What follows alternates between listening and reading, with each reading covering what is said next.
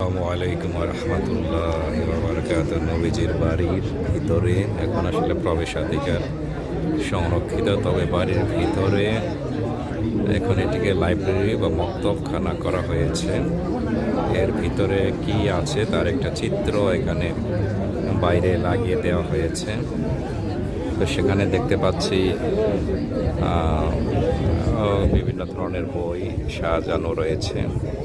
ভিতরে রয়েছে chair table, আবার অন্য একটি বড় কক্ষে বেশ চতুর্পাশে আলমারিতে বই পুস্তক রয়েছে এবং কিছু সোফা রয়েছে এখানকার লোকজনের বসার জন্য। বাইরে প্রচুর মানুষ এখানে অপেক্ষা করছে, অনেকে ভিডিও করছেন, ছবি তুলছেন, অনেকে এদিকে দোয়াও করছেন। কিন্তু এখানকার যারা দায়িত্বশীল আছেন তারা যদিও বলছেন যে না, এখানে দোয়া করার কোনো বিষয় নেই, দোয়া করতে হবে কাবার দিকে। কাবা হলো আমাদের ডান পাশে, কিন্তু মানুষ ভক্তি ভরে শ্রদ্ধার সাথে এখানে দোয়া করে থাকে।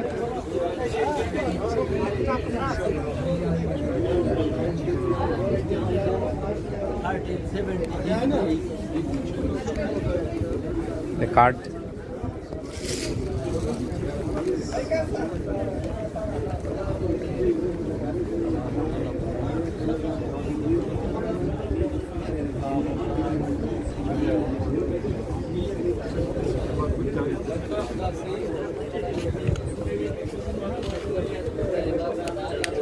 for what?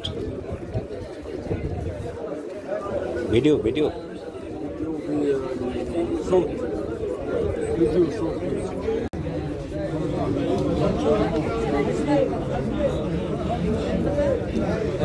যদিও তারা বারবার বলার চেষ্টা করছেন যে এখানে দোয়া করার কিছু নেই, কাবার দিকে দোয়া করবেন, কিন্তু মানুষের আবেগ লক্ষ্য করা যাচ্ছে। মানুষ এখানে দোয়া করছেন, আবার অনেকে তাদের বিভিন্ন পোশাকের কিছু অংশ এখানে ঘষে বরকত নেওয়ার চেষ্টা করছেন। Toilet, this is toilet, more than 1000 toilet here.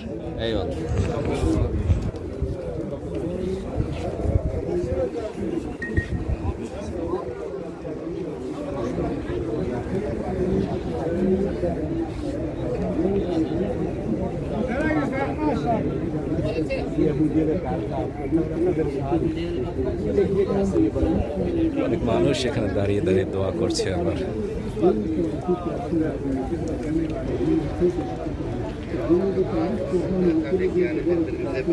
মুসলিম ভাই ইবাদত মনে করে লাইব্রেরি জিয়ারত করা বৈধ নয়, কারণ এই ব্যাপারে কোনো দলিল নেই।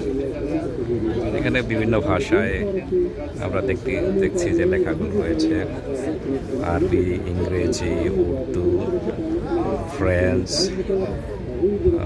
ফার্সি, বাংলা ভাষা সহ অনেক ভাষাতেই লেখা রয়েছে।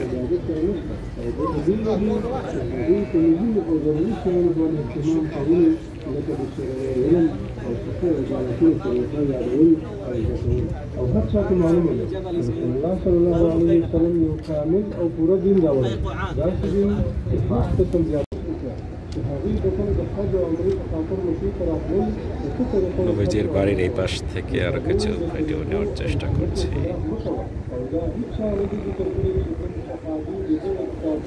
অন্যান্য দিনগুলোতে এই বারান্দা পিয়াজ্জা যেটা এখানে লোকজন করতে দেওয়া হয় না, আজকে যদি অনেক লোক করতে দেওয়া হয়েছে।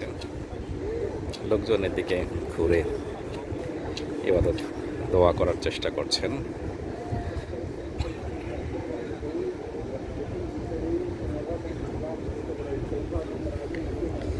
নবীজির বাড়ি আর আবু জাহেলের বাড়ি কিন্তু খুবই কাছাকাছি ছিল দেখা যাচ্ছে, কারণ আবু জাহেলের বাড়িতেই এখন একটি সবচেয়ে বড় যে টয়লেট এখানে মসজিদ হারামের পাশে, সেটি এখানে তৈরি করা হয়েছে।